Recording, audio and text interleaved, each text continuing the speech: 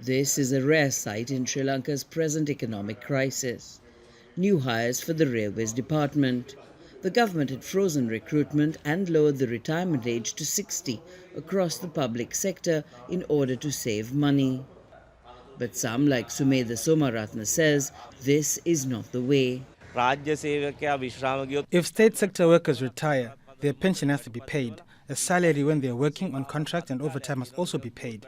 Whereas if they are given an extension, the government will have to pay just one salary.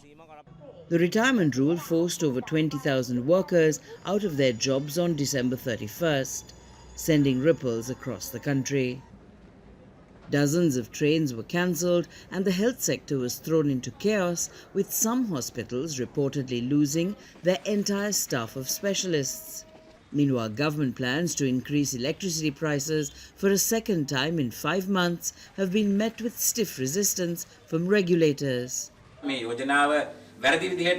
the proposal to increase electricity comes from the cabinet, we are ready to nullify and reject it. At a time we are seeing malnutrition and unemployment and similar problems, we don't believe that is the time for an increase. The government is determined to go ahead with the hike, consulting the Attorney General about how it can proceed without the Commission's approval. Rate hikes and painful cuts to government spending are required to secure a $2.9 billion bailout from the International Monetary Fund.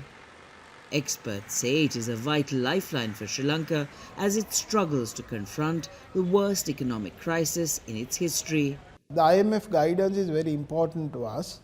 Yes, it's going to be very painful for a shorter period, but if we don't go through this painful period, if we don't go through these decisions and make adjustments and reforms to our fiscal policy, I believe the situation in Sri Lanka would get worsened than what we experienced in March, April, May, June periods.